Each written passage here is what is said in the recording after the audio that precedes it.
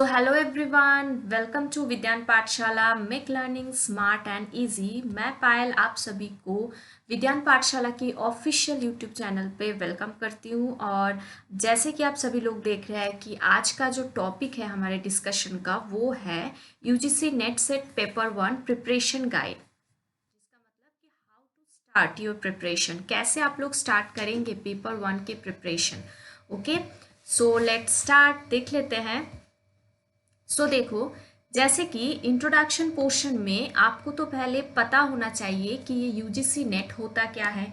UGC net जो कि NTA organise करता है। ओके, एनटीए जो कि ऑर्गेनाइज करता है। देखो, जो एनटीए है has been entrusted by the University Grant Commission with the task of conducting UGC NET. जैसे कि अगर आप सभी को पता नहीं है तो मैं बताना चाहती हूँ कि इससे पहले सीबीएसई यूजीसी नेट को ऑर्गेनाइज किया करती थी, लेकिन उसके बाद कुछ 2 साल हो गया, 2-3 साल, जैसे कि पिछले कुछ सालों से एनटीए जो कि आपका है नेशनल टेस्टिंग एजेंसी, जो कि आपका है नेशनल टेस्टिंग एजेंसी। ओके, तो ये नेशनल टेस्टिंग एजेंसी अभी फिलहाल यूजीसी नेट को ऑर्गेनाइज करता है। एंड उसके साथ साथ ये यूजीसी नेट में होता क्या है, एक तो आप असिस्टेंट प्रोफेसर के लिए आप अप्लाई कर सकते हो, या फिर एक आप असिस्टेंट प्रोफेसर के लिए अप्लाई कर सकते हो। ओके, एंड एक होता है आपका JRF and assistant professor.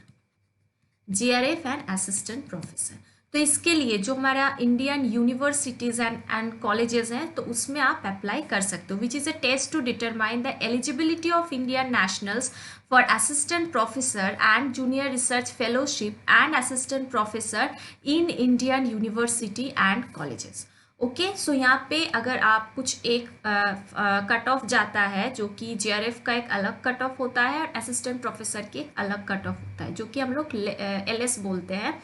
Okay, so assistant, अगर आप जेआरएफ की कट ऑफ निकाल लेते हो तो आप असिस्टेंट प्रोफेसर की कट ऑफ भी निकाल पाओगे। मतलब कि सपोज मानो कि एक कट ऑफ आपका जेआरएफ का कट ऑफ कुछ इस टाइप का गया, जेआरएफ का कट ऑफ कुछ इस टाइप का अगर जाता है, सपोज मानो 75%, और असिस्टेंट प्रोफेसर की कट ऑफ जाता है उससे कम। ओके, तो नियर अराउंड ये डिपेंड करता है। सपोज मैं यहाँ पे लिखती हूँ 60%, तो ये डिपेंड करता है, ये वेरी करता है कि आप कौन से कास्ट से हो, क्योंकि यहाँ पे आपका एससी एसटी या फिर जनरल ईडब्ल्यूसी, इसके अकॉर्डिंग तो ये वेरीफाई मतलब वेरी करता है कि आपका कट ऑफ कितना जाएगा। ओके, लेकिन अगर आप जेआरएफ का कट ऑफ निकाल लेते हो तो आप असिस्टेंट प्रोफेसर का कट ऑफ भी निकाल लोगे।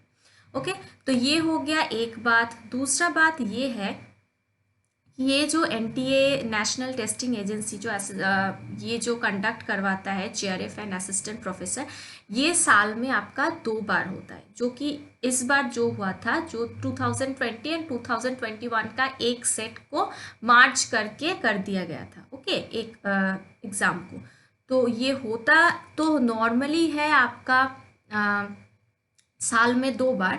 एंड इसके साथ साथ इसका एक एज है, जैसे कि जेआरएफ का एज 30 होता है आपका जेआरएफ का एज, लेकिन ये भी वेरी करता है विमेन कैंडिडेट या फिर एससी एसटी या फिर ऐसे कुछ कैटेगरी में वेरी करता है। ओके, सो ये तो एक बात हो गया कि ये एक आपका हो गया कि ये नेशनल टेस्टिंग एजेंसी कंडक्ट करवाता है। दूसरा बात कि ये होता है साल में 2 बार। द थर्ड पॉइंट इज़ कि ये आपका जो जेआरएफ की एज है ये आपका हो जाता है 30, जो कि जनरल कैटेगरी के लिए। ओके, एंड देन वेरी करता है कि वुमेन कैंडिडेट या फिर एससी एसटी ओबीसी इस सब के लिए एज रिलैक्सेशन होता है। तो ये हो गया। और इसके साथ साथ जो इसका जो नेक्स्ट स्लाइड में हम लोग देखेंगे कि देखो इसका जो पैटर्न ऑफ एग्जामिनेशन है। Okay, pattern of examination, pattern of examination में 2 पेपर्स होता है। ओके, अब 2 पेपर्स में कोई ब्रेक तो नहीं होता है। एंड सबसे इंपॉर्टेंट बात, नो नेगेटिव मार्किंग, जो कि यहाँ पे लिखा हुआ नहीं है, no negative marking. Okay, so basically देखो यहाँ पे एक पेपर होता है आपका पेपर 1 और एक होता है आपका पेपर 2। सो पेपर 1 में 50 क्वेश्चंस रहता है। ओके, सो 50 क्वेश्चंस, ईच क्वेश्चंस 2 मार्क का होता है। सो वो हो जाता है आपका 100 मार्क्स। एंड पेपर 2 का आपका हो जाता है 100 क्वेश्चन, तो ईच क्वेश्चन 2 मार्क्स, तो वो कैरी करता है 200 मार्क्स। सो टोटल आपका 300 मार्क्स का क्वेश्चन होता है, एंड मतलब 150 क्वेश्चन 300 मार्क्स, एंड उसके साथ साथ उसका जो टाइम पीरियड रहता है वो आपका होता है 3 hours without any break. Okay, so ये हो जाता है आपका pattern of examination. And the next thing is जो कि हम लोग देखेंगे। ओके, सो देखो paper 1 which is a very important part of NTA-UGC NET examination, क्योंकि पेपर 1 एक ऐसा कॉमन सा पेपर है जो कि आपको हर एक सब्जेक्ट में आपको पढ़ना होगा पेपर 1। ओके, सो ये पेपर 1 में आपको टारगेट करना होगा बेसिकली 35 to 40 क्वेश्चंस अप्रॉक्स। अगर आप इसको 35 to 40 क्वेश्चंस के अराउंड रखते हो तो आपका इजीली कट ऑफ निकल जाता है। तो इसके लिए आपको तो सिलेबस जानना जो कि बहुत ही इंपॉर्टेंट है, तो हम लोग सिलेबस देख लेते हैं, जो कि फर्स्ट आपका है teaching aptitude. So teaching aptitude में आता क्वेश्चन कहाँ से है, देखो है तो बहुत कुछ, जैसे कि टीचिंग होता क्या है, उसका concept, objective, level of teaching. अब ये level of teaching memory, understanding, reflective level, मतलब कि एक छोटा सा लेवल, उससे थोड़ा बड़ा, एंड उससे थोड़ा बड़ा, ऐसा कुछ करके जब हम लोग डिटेल में पढ़ेंगे टीचिंग एप्टीट्यूड तो आप लोग समझ पाओगे कि मेमोरी लेवल क्या होता है, जो कि रोट लर्निंग कहा जाता है, देन अंडरस्टैंडिंग लेवल क्या होता है, देन रिफ्लेक्टिव लेवल क्या होता है, रिफ्लेक्टिव लेवल में प्रॉब्लम सॉल्विंग होता है। तो ये सब जब हम लोग डिटेल में देखेंगे तो अच्छे से पढ़ेंगे। ओके, सो मैं ओवरव्यू दे देती हूँ, जैसे कि लर्नर का कैरेक्टरिस्टिक्स क्या होता है। ओके, तो characteristics of basically adult learners, या फिर यहाँ पे आप कुछ टर्म भी ऐसे देखोगे, पेडागॉजी, एंड्रागॉजी होता क्या है। Okay, then learner, teacher and learner के अंदर का जो उन दोनों का जो रिलेशनशिप होता है वो कैसे इफेक्ट करता है। देन ऑफलाइन एंड ऑनलाइन कुछ मेथड होते हैं यहाँ पे। ओके, ऑफलाइन एंड ऑनलाइन कुछ मेथड जो कि स्वयं प्रभा, MOOC, इस टाइप का। एंड देन उसके बाद आपका इवेल्युएशन सिस्टम आ जाता है। अब क्वेश्चन कहाँ से आता है, ये तो पूरा सिलेबस है। देखो पहले तो हम लोगों को जो स्टडी करना है, hard work is very good thing.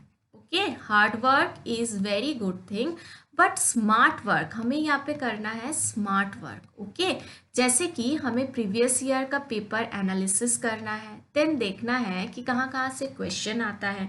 Okay, जैसे कि बेसिकली मैं यहाँ पे जो आपको बता रही हूँ कि टीचिंग एप्टीट्यूड एक ऐसा पोर्शन है जहाँ एक कंसेप्ट बेस्ड पोर्शन है, तो जहाँ से क्वेश्चन आता है अच्छा खासा। तो आपको स्मार्ट वर्क करना है। कौन कौन सा पोर्शन आप पहले पढ़ोगे, कौन कौन सा 10 यूनिट्स होता है टीचर पेपर 1 में। ओके, पेपर 1 में 10 यूनिट्स होता है। तो 10 यूनिट्स में से जैसे कि आपने यहाँ पे देखा प्रीवियस में, देखो ये स्लाइड में आपने क्या देखा, ये स्लाइड में लिखा हुआ था कि 50 क्वेश्चंस, नंबर ऑफ क्वेश्चंस 50 होता है और मार्क्स कितना 100, मतलब ईच क्वेश्चन 2 मार्क्स। तो ये 50 क्वेश्चन आता कहाँ से है, ये मैं थोड़ा बता देती हूँ। पेपर 1 में होता है आपका 10 यूनिट्स। ओके, सो जैसे कि एनटीए ने देख के रखा है कि हर एक यूनिट से 5 क्वेश्चन आएगा, तो एक यूनिट से अगर 5 क्वेश्चन आया तो 10 यूनिट से कितना होगा 50 क्वेश्चन। लेकिन जब आप एग्जाम दोगे या फिर क्वेश्चन को एनालाइज करोगे प्रीवियस ईयर क्वेश्चंस को, तब आप देखोगे कि ऐसा होता नहीं है। कई पोर्शन, कुछ ऐसा पोर्शन है जहाँ से क्वेश्चन ज़्यादा आ रहा है, कुछ ऐसा पोर्शन है जहाँ से क्वेश्चन थोड़ा कम आ रहा है, तो वो आपको एनालाइज करके देखना है। ओके, तो इसीलिए जो फर्स्ट हमारा जो यहाँ पे टीचिंग एप्टीट्यूड, तो टीचिंग एप्टीट्यूड में कहाँ से क्वेश्चन आते हैं। तो देखो जैसे कि मैं यहाँ पे बता रही थी कि हमें स्मार्ट वर्क करना है। ओके, हमें करना है स्मार्ट वर्क। तो जैसे कि विज्ञान पाठशाला, जो कि आप देख सकते हो, विज्ञान पाठशाला का जो थीम है वो यही है कि make learning smart and easy. तो हम लोग वैसे ही पढ़ाने की कोशिश करते हैं। ओके, सो देखो यहाँ पे क्वेश्चन कहाँ से आते हैं, मैं एक बार थोड़ा ब्रीफली अगर आपको बता दूंगी तो आपको समझ में आएगा।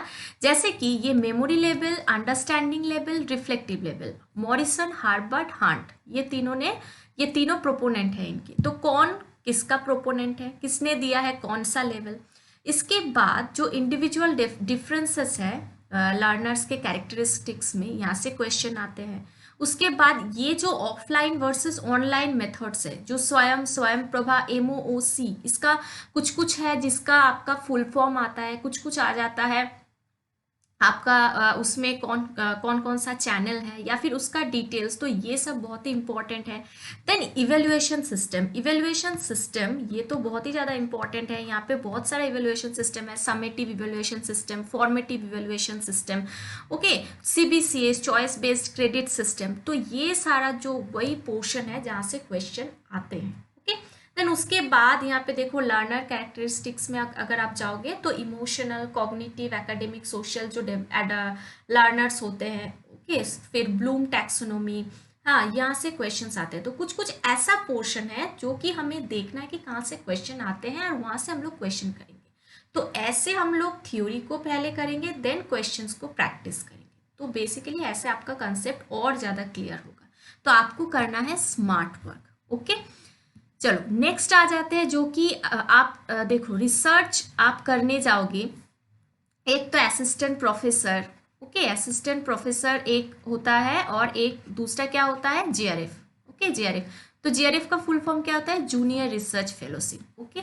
सो JRF में क्या होता है, 35 to 40 के अराउंड आपको फेलोशिप मिलता है जब आप रिसर्च करने जाओगे, PhD वगैरह करने जाओगे। तो वहाँ पे रिसर्च एप्टीट्यूड जो कि एक मेन फैक्टर होके निकलता है। तो रिसर्च एप्टीट्यूड बहुत ही इंपॉर्टेंट है आपको, एक तो एग्जाम पॉइंट ऑफ व्यू से वो तो है ही, एंड उसके साथ साथ आपका आप जब फर्दर रिसर्च करने जाओगे या फिर PhD करने जाओगे तो उस हिसाब से भी इम्पॉर्टेंट है। तो हम लोगों को एक तो स्मार्ट वर्क करना है, okay, then exam point of view से देखना है, और ये सब जो अभी आप पढ़ोगे ना तो ये सब आपको बाद में भी काम आएगा। जैसे कि रिसर्च एप्टीट्यूड में देखो, हम लोग जो मास्टर्स किए होते हैं उसके बाद तो एलिजिबल होते हैं ना, या फिर जो अपीयरिंग स्टूडेंट होते हैं वो एलिजिबल होते हैं NTA नेट के लिए।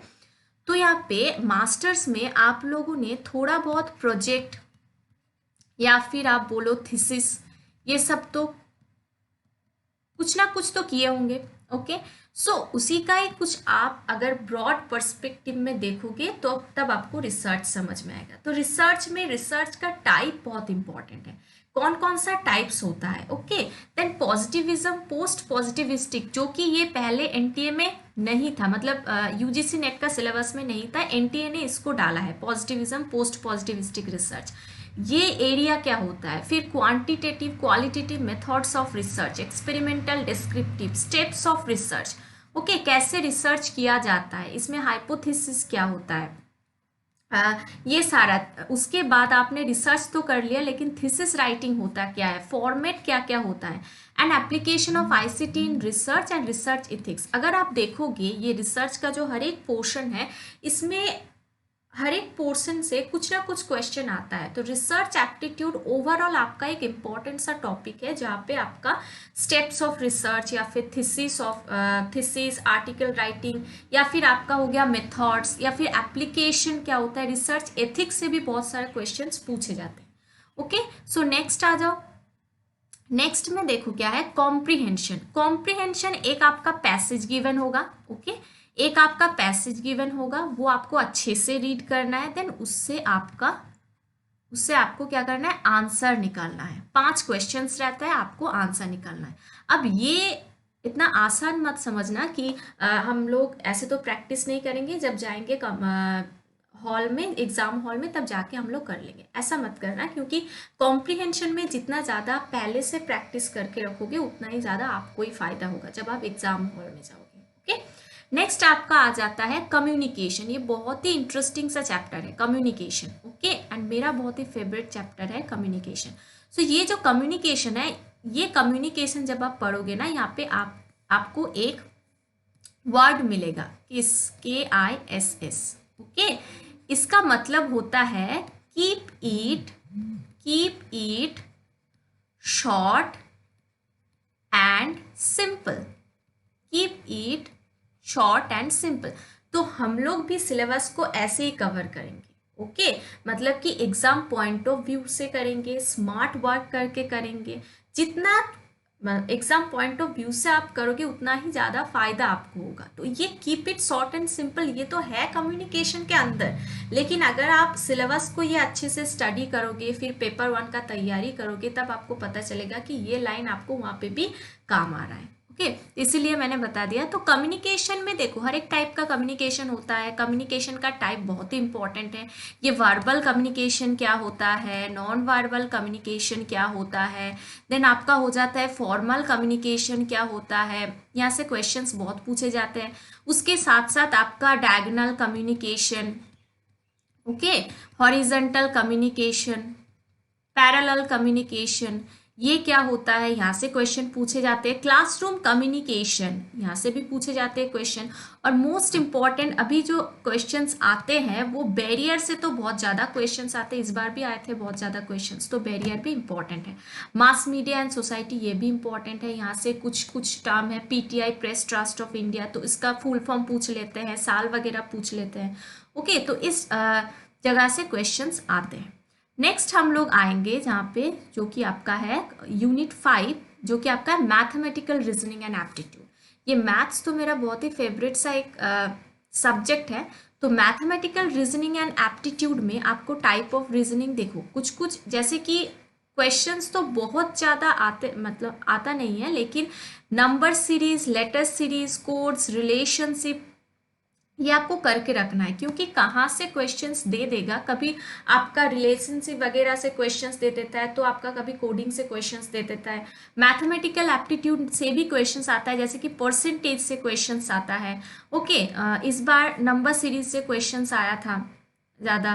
फिर आपका हो जाता है इंटरेस्ट से क्वेश्चंस आता है, एवरेज से भी आता है। तो ये हर एक आपको करके रखना है, लेकिन आपको देखना है कि एग्जाम पॉइंट ऑफ व्यू से इंपॉर्टेंट क्या क्या है, तो उस पर आपको फोकस ज़्यादा देना है। ओके, सो ये हो गया mathematical reasoning and aptitude. Next आपका हो जाता है लॉजिकल रीजनिंग। ये जो लॉजिकल रीजनिंग है ना, ये तो बड़ा ही इंटरेस्टिंग सा चैप्टर है, बहुत ही इंटरेस्टिंग एंड ये वेरी वेरी इंपॉर्टेंट चैप्टर है। यहाँ से क्वेश्चंस बनता है बहुत ज़्यादा। जैसे कि यहाँ पे पहले तो ये जो इंडियन लॉजिक वगैरह है, प्रमाणास, जो कि आपको यहाँ पे दिख रहे होंगे, इंडियन लॉजिक प्रमाणास नीचे की तरफ, हाँ, ये पहले नहीं था आपका क्वेश्चंस सिलेबस में। ओके, इसको बाद में एनटीए ने इसको डाला है सिलेबस में। तो पहले तो ये आर्गुमेंट क्या होता है, फैलासिस, फैलासिस से क्वेश्चंस बहुत ज़्यादा पूछे जाते हैं। ओके, देन आपका हो गया मूड एंड फिगर का तो क्वेश्चंस उतना आता नहीं है। देन आपका यहाँ से क्लासिकल स्क्वायर ऑफ अपोजिशन, ये बहुत ही इंटरेस्टिंग सा पोर्शन है और क्वेश्चंस भी आते हैं यहाँ से। ओके, देन एनालॉगी, फिर हो गया आपका वेन डायग्राम, ये वेन डायग्राम इंपॉर्टेंट है। फिर आपका हो गया यहाँ पे इंडियन लॉजिक से आपका डायरेक्ट क्वेश्चन आता है, जैसे कि प्रत्यक्ष, अनुमाना, उपमाना, शब्द, अर्थपति। यहाँ से एक मतलब एक जगह से क्वेश्चंस आपको मिल ही जाएगा, या फिर अर्थपति से आपको क्वेश्चन मिल जाएगा, या फिर प्रत्यक्ष से, अनुमाना से क्वेश्चंस आपको मिल जाएगा। तो इंपॉर्टेंट यहाँ पे कौन कौन सा है तो बहुत कुछ लॉजिकल रीजनिंग में। यहाँ पे इंपॉर्टेंट आपका है फॉर्मल, इनफॉर्मल, फैलेसीज, आर्ग्यूमेंट इंपॉर्टेंट है, कैटेगोरिकल प्रोपोजिशन इंपॉर्टेंट है। फिर यहाँ पे आ जाता है वेन डायग्राम इंपॉर्टेंट है, इंडियन लॉजिक इंपॉर्टेंट है, जहाँ पे प्रत्यक्ष, अनुमाना, उपमाना, हर एक चीज क्या होता है उसका एग्जाम्पल आपको पता होना चाहिए, तभी आप कर पाओगे। क्योंकि इंडियन लॉजिक से जो आपका क्वेश्चन आता है वो डायरेक्ट आता है, अगर आपको पता होगा तभी आप कर पाओगे, नहीं तो नहीं कर पाओगे। तो ये आपको पता होना चाहिए। नेक्स्ट हम आ जाते हैं यूनिट 7 पे। यूनिट 7 आपका है डेटा इंटरप्रिटेशन। अब डेटा इंटरप्रिटेशन अगर आप स्टार्ट करोगे तो उससे पहले आपको मैथमेटिकल एप्टीट्यूड अच्छे से सीखना होगा, क्योंकि मैथमेटिकल एप्टीट्यूड में कुछ चीज़ है एवरेज, जैसे कि, या फिर आपका परसेंटेज, ओके, या फिर आपका प्रॉफिट लॉस, ये कुछ चीज़ है जो आपको डेटा इंटरप्रिटेशन या फिर डीआई में आपका काम आएगा। और डेटा इंटरप्रिटेशन एक तो आता ही है कंफर्म, जहाँ से आपका 5 क्वेश्चंस रहता है। अब 5 क्वेश्चंस में वो क्वेश्चंस कभी इजी होता है, कभी मॉडरेट होता है, लेकिन वो आपका डिपेंड करता है प्रैक्टिस के ऊपर। तो आपको डीआई प्रैक्टिस करना होगा अच्छे से। ओके, जैसे कि बार चार्ट से आप प्रैक्टिस कर लो, histogram, pie chart, table chart, इसको छोड़ना नहीं है, क्योंकि डेटा इंटरप्रिटेशन एक ऐसा आपका पोर्शन है जहाँ से आपको, अगर आप एकदम ठीक कर दोगे, मतलब कुछ डाउटिंग वाला ऐसा कुछ नहीं होता। अगर आपको ठीक तरह से पता होता है या फिर मैथमेटिकल एप्टीट्यूड आपने अच्छे से किया रहता है, आपका एवरेज या परसेंटेज प्रॉफिट लॉस, तो आप इजीली कैलकुलेशन कर पाओगे, और इजीली अगर कैलकुलेशन कर पाओगे तो डीआई भी आपका सही होगा। तो इसीलिए आपको करना क्या है, ये जो ग्राफिकल रिप्रेजेंटेशन है जैसे कि bar chart, histogram, pie chart, table chart, ये आपको प्रैक्टिस करना है। ओके, देन उसके बाद जो एक इम्पॉर्टेंट सा चैप्टर आता है आईसीटी, ये बहुत इंपॉर्टेंट चैप्टर है नेट में यहाँ पे। और ये सिर्फ नेट में नहीं, ये आप किसी भी एग्जाम देने जाओ, ये कंप्यूटर का पोर्शन है ना, कंप्यूटर का, तो आप किसी भी एग्जाम देने जाओ तो ये आईसीटी लगता है आपको, इंफॉर्मेशन एंड कम्युनिकेशन टेक्नोलॉजी, जहाँ से ये जो एब्रिविएशन पोर्शन है ये बहुत इंपॉर्टेंट है, एब्रिविएशन पोर्शन बहुत आता है। उसके बाद यहाँ पे इंटरनेट, इंट्रानेट से ज़्यादा क्वेश्चन आता है आपका ईमेल से क्वेश्चन आता है, या फिर मेमोरी से क्वेश्चन आता है, मेमोरी कितने टाइप का होता है, कौन कौन सा मेमोरी होता है। आईसीटी में आपका कुछ नया कुछ अगर इन्वेंशन हुआ तो वो भी आपको पता होना चाहिए, डिजिटल इनिशिएटिव कुछ है, तो ये सबसे क्वेश्चन आता रहता है आईसीटी में। नेक्स्ट आप आ जाओ पीपल डेवलपमेंट एंड एनवायरनमेंट। अब देखो पीपल डेवलपमेंट एंड एनवायरनमेंट में कुछ कुछ जगह तो आप लोग पहले से पढ़ के आए होंगे, जैसे कि यहाँ पे देखो एक पॉल्यूशन है, एनवायरमेंटल इश्यूज में एक पॉल्यूशन है ना, air pollution, water pollution, soil pollution, noise pollution, waste pollution आता है क्वेश्चन यहाँ से, क्लाइमेट चेंज। ओके, तो ये हम लोग पहले भी पढ़ चुके हैं, ठीक है। उसके बाद आपका आ जाता है यहाँ पे ये जो नेचुरल एंड एनर्जी सोर्सेस है, यहाँ से भी क्वेश्चन आता है लेकिन उतना ज़्यादा आता नहीं है। उसके बाद नेचुरल हैजर्ड एंड डिजास्टर्स। अच्छा, क्वेश्चन कहाँ से ज़्यादा बनता है, एनवायरमेंटल प्रोटेक्शन एक्ट। देखो ये जो प्रोटोकॉल्स है ना, national action plan on climate change, international agreement, Rio summit, convention on biodiversity, Kyoto protocol, Paris agreement, international solar alliance, तो यहाँ से क्वेश्चंस बनता है ज़्यादा। ओके, तो ये और ये यहाँ से क्वेश्चंस आया था इस बार, millennium development goal and sustainable development goal, ये तो इम्पॉर्टेंट है। अब ये गोल 8, एक गोल है 8 और एक आपका है 17, तो कौन से नंबर पे कौन सा गोल है ऐसा आपको पता होना चाहिए। तो आता है question people development and environment से। और हाँ, इसके साथ साथ जो करंट अफेयर है इसका related, current affairs people development and environment से रिलेटेड, तो वहाँ से भी क्वेश्चंस बनता है। ओके, नेक्स्ट आ जाओ, जो लास्ट पेपर 1 का जो टॉपिक है वो है आपका हायर एजुकेशन सिस्टम, जो कि हायर एजुकेशन सिस्टम में कुछ आपका प्री इंडिपेंडेंस में क्या एजुकेशन सिस्टम था, पोस्ट इंडिपेंडेंस में क्या आपका एजुकेशन सिस्टम था, देन उसके साथ साथ आपका जो कमिटीज़ वगैरह होता है, ओके, कमिटीज़, कमीशन, तो वहाँ से क्वेश्चन बनता है हायर एजुकेशन में। उसके साथ साथ कुछ questions policies, governance and administration से भी आ जाता है। ओके, तो यहाँ से भी क्वेश्चंस बनता है लेकिन उतना ज़्यादा बनता नहीं है questions, okay, higher education system से। अब आ जाओ नेक्स्ट पोर्शन जो कि आपका है, हाँ, 2020 एंड 21 में यूनिट वाइज मार्क्स डिस्ट्रीब्यूशन। अब यूनिट वाइज मार्क्स डिस्ट्रीब्यूशन क्या है, देखो पहले तो 2-3 साल पहले जब नेट होता था तब साल में 2 बार, वो तो पहले से ही होते आ रहा है, लेकिन उसके साथ साथ आपका जो एक ही दिन में नेट होता था, एक ही दिन में नेट होता था, तो उसी दिन में नेट आपका हो जाता था, वही पेपर रहता था, एक ही पेपर रहता था। लेकिन अब होता क्या है, अब बहुत सारे शिफ्ट में होता है, बहुत सारे शिफ्ट में आपका होता है एग्ज़ाम। ओके, आप मानो 8 से 10 दिन तक एग्ज़ाम चलता है, फिर उसका first shift and second shift ऐसा करके क्वेश्चन होता है, तो पेपर कितना सारा होगा, पेपर बहुत सारा होगा, पेपर 1 यहाँ पे। तो यहाँ पे जो देखा गया है इस साल 2020 एंड 21 में क्वेश्चन तो आया है, हर एक यूनिट से आया है, जैसे कि आप देखो 10 शिफ्ट अगर होगा तो हर एक शिफ्ट में एक फर्स्ट शिफ्ट होता है और एक सेकंड शिफ्ट होता है। ओके, अब इसमें कोई शिफ्ट में आप देखोगे कि कुछ एक पोर्शन से ज़्यादा क्वेश्चन आया, दूसरा कोई शिफ्ट में आप देखोगे कि दूसरा कोई पोर्शन से ज़्यादा आया, लेकिन क्वेश्चन बनता कहाँ कहाँ से है, और या फिर क्वेश्चन आया कहाँ कहाँ से ज़्यादा है, जो कि आप अगर एनालिसिस करके देखोगे तो आप देखोगे टीचिंग एप्टीट्यूड, टीचिंग एप्टीट्यूड, उसके बाद आईसीटी, उसके बाद रिसर्च एप्टीट्यूड, ओके। उसके बाद आपका आ जाता है, जैसे कि देखो यहाँ पे कॉम्प्रीहेंशन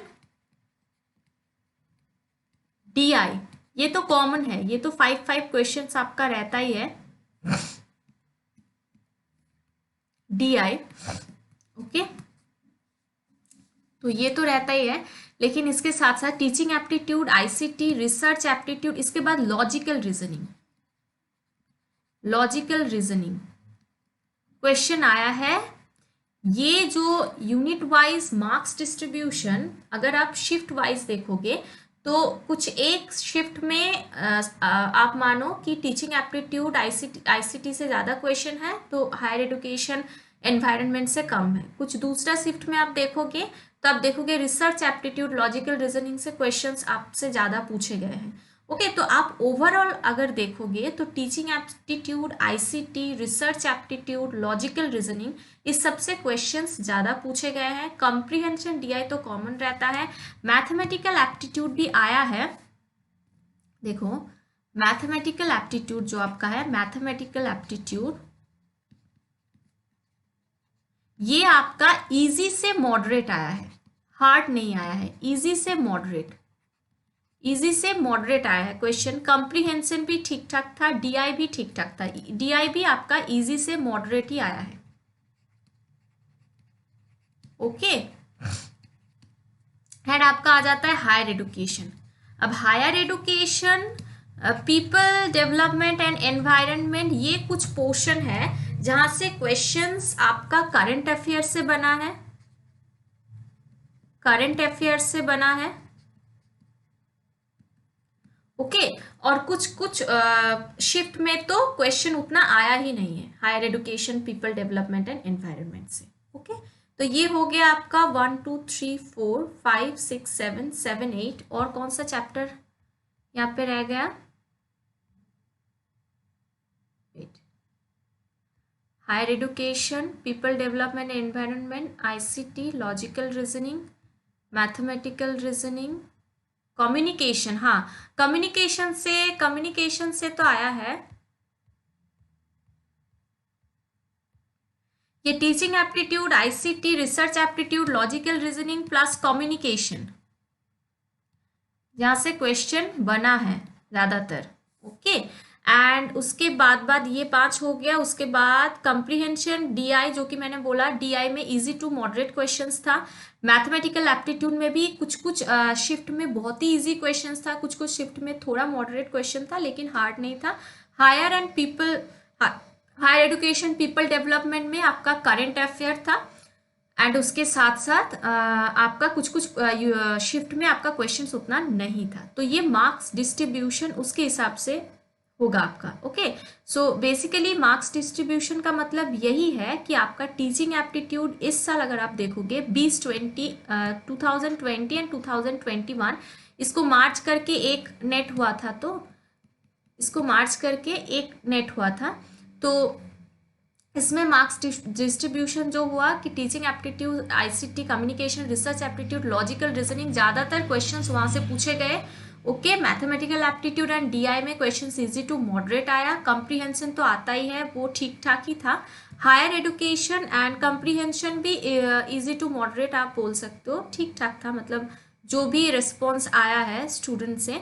एंड देन उसके साथ साथ हायर एजुकेशन, पीपल डेवलपमेंट, जो कि मैंने बताया कि करंट अफेयर्स था, एंड उसके साथ आपका कुछ पोर्शन, कुछ शिफ्ट था जहाँ पे क्वेश्चन उतना ज़्यादा पूछा नहीं गया।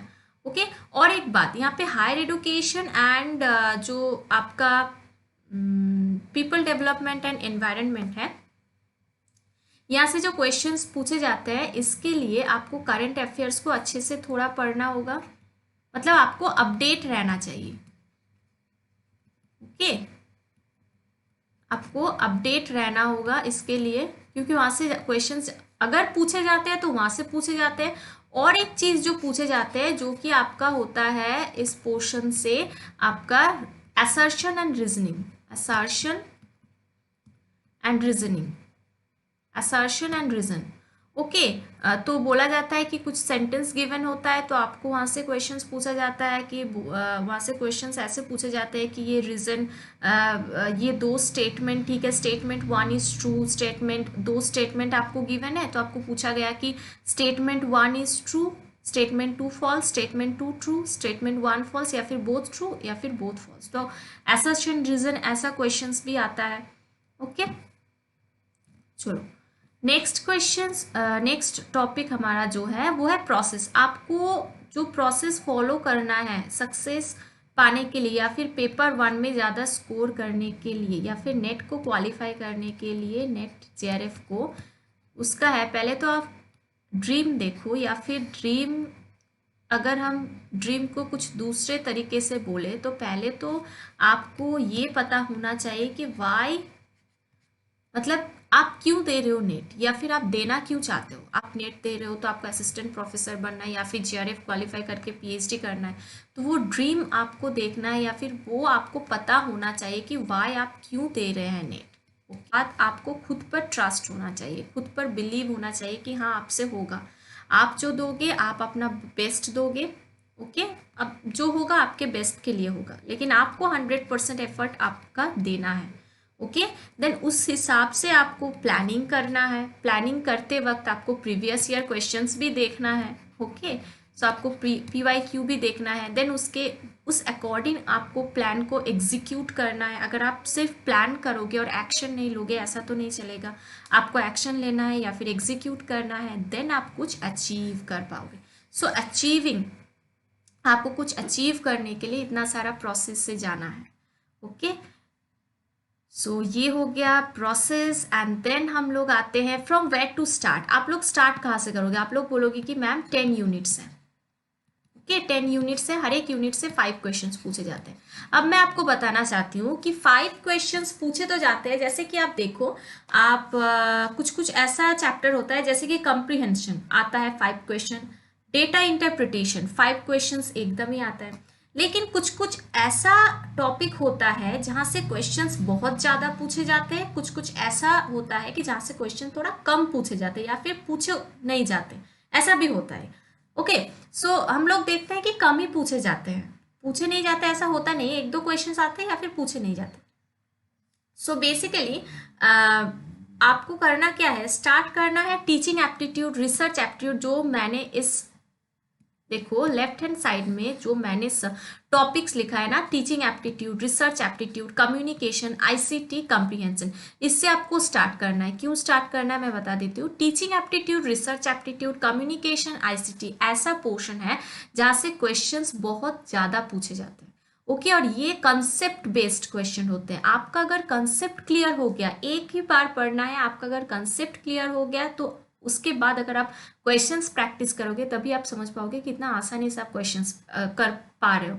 तो teaching aptitude, research aptitude, communication, ICT एक ऐसा पोर्शन है जहाँ से क्वेश्चंस ज़्यादा पूछे जाते हैं। तो इस जो टॉपिक्स है इसको टारगेट आप पहले कीजिए। ओके, देन कम्प्रीहेंशन मैंने इसलिए रखा है क्योंकि कम्प्रीहेंशन मास्ट है, कम्प्रीहेंशन तो आता ही है, कम्प्रीहेंशन को प्रैक्टिस कीजिए। एंड देन मूव टू, आप आइए मैथमेटिकल एप्टीट्यूड में। अब देखो mathematical aptitude and data interpretation थोड़ा बहुत लिंक्ड अप है, क्योंकि मैथमेटिकल एप्टीट्यूड में मैंने जैसे बताया कि एवरेज होता है, प्रॉफिट एंड लॉस होता है, आपका परसेंटेज होता है, ये सारा कुछ होता है। तो ये जब आप अच्छे से सीख लोगे तो तब आप डेटा इंटरप्रिटेशन कर पाओगे। अब हर एक का मैथ उतना स्ट्रांग नहीं होता है, और बहुत सारे लोग बोलते हैं कि मैथ्स उतना अच्छा नहीं लगता या फिर कर नहीं पाते ठीक से, तो इसीलिए मैंने बोला कि पहले ये पांचों को टारगेट करो जो। ओके, देन ये तो मैथमेटिकल एप्टीट्यूड जहाँ से क्वेश्चन इतना भी हार्ड पूछे नहीं जाते हैं, इजी टू मॉडरेट क्वेश्चंस आते हैं, कई कई बार तो बहुत ही ज़्यादा इजी क्वेश्चंस पूछ लेते हैं। तो मैथमेटिकल एप्टीट्यूड, अगर आप बहुत सारे प्रीवियस ईयर में आप जाओगे क्वेश्चंस देखोगे तो आप यही देखोगे कि ये सारे यूनिट से क्वेश्चन ज़्यादा पूछे जा रहे हैं।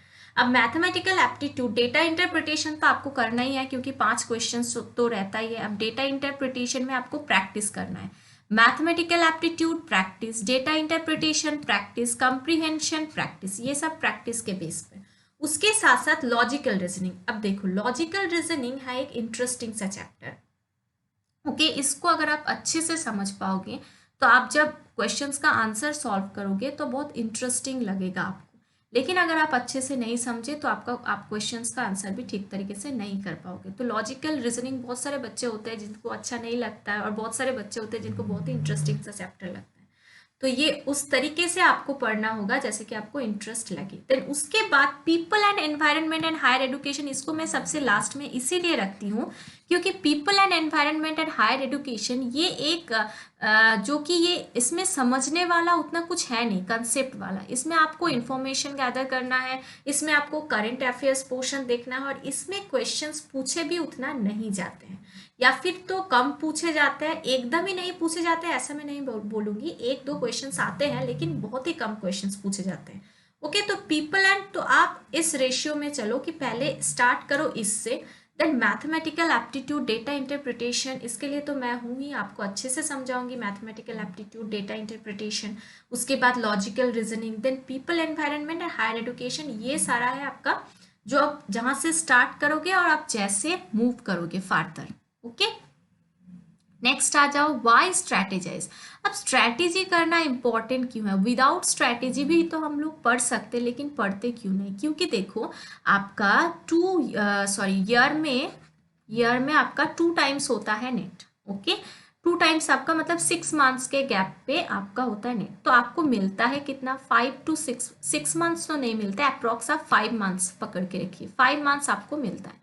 अब ये 5 मंथ्स में अगर आप होल सिलेबस कवर करना is a good thing, but अगर आप होल सिलेबस वही आप कवर करने जाओगे तो आप सारा सिलेबस कवर नहीं कर पाओगे, या फिर कर भी पाओगे तो अच्छे से नहीं होगा। तो हमें क्या देखना है, हम सिलेबस कवर करेंगे लेकिन पहले एग्जाम पॉइंट ऑफ व्यू से कवर करेंगे। ओके, तो पहले तो हम लोग स्मार्ट वर्क करेंगे। स्मार्ट वर्क का मतलब क्या है? हार्ड वर्क आप डेफिनेटली करो, हार्ड वर्क करना इंपॉर्टेंट है, लेकिन उससे भी अगर आप एग्जाम पॉइंट ऑफ व्यू से देखोगे तो आपको स्मार्ट वर्क आपको पहले करना चाहिए। ओके, तो स्मार्ट वर्क करो।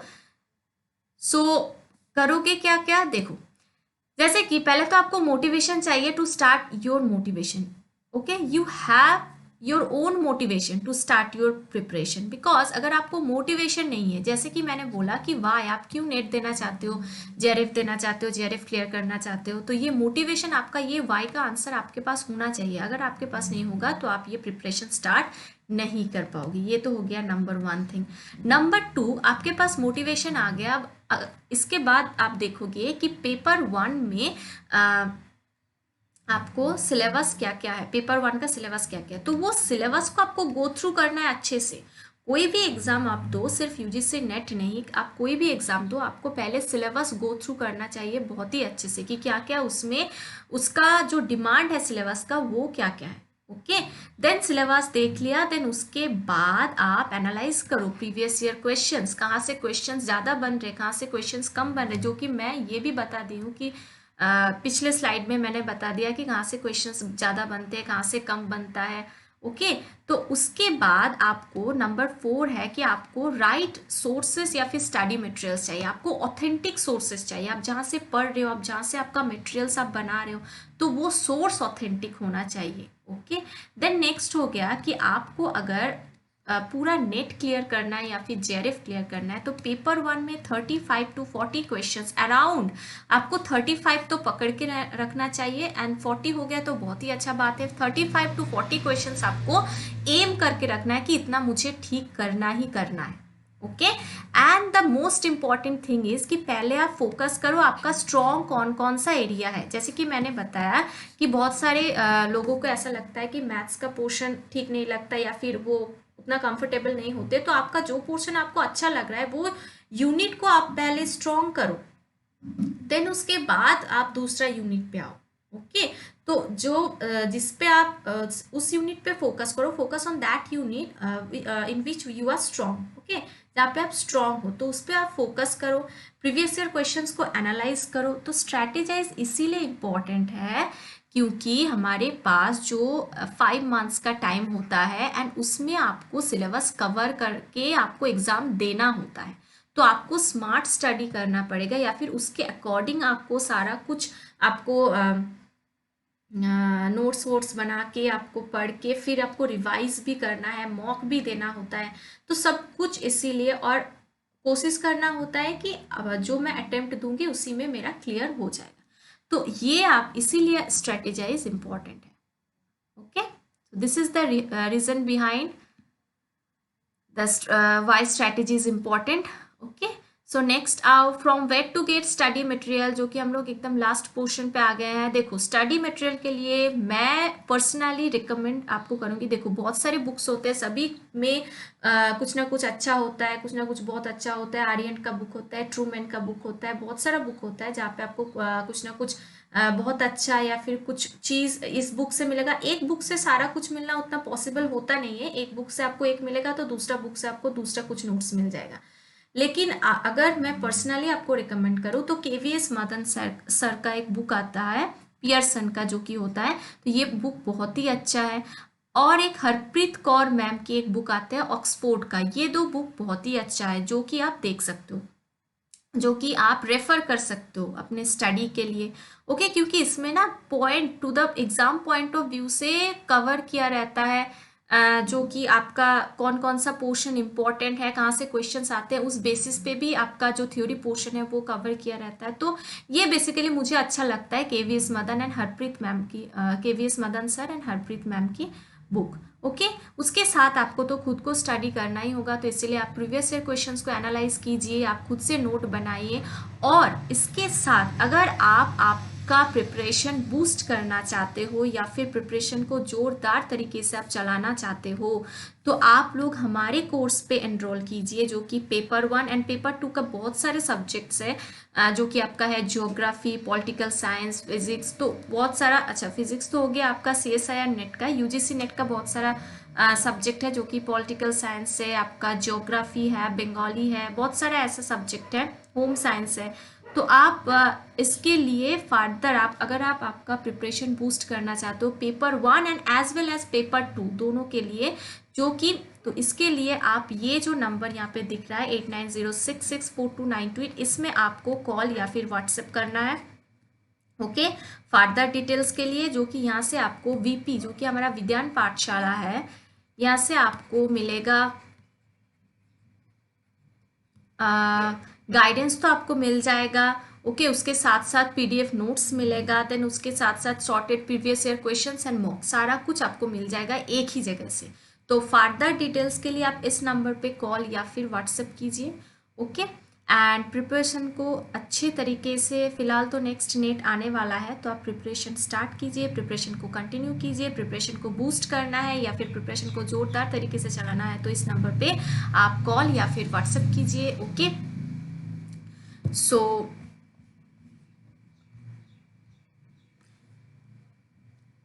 अगर आपको वीडियो अच्छा लगा है तो लाइक करना मत भूलना वीडियो को, एंड शेयर भी कर देना, एंड चैनल को जाके सब्सक्राइब कर देना। और कोई भी क्वेरीज क्वेश्चंस रहा तो कमेंट सेक्शन में जाके डेफिनेटली पूछना।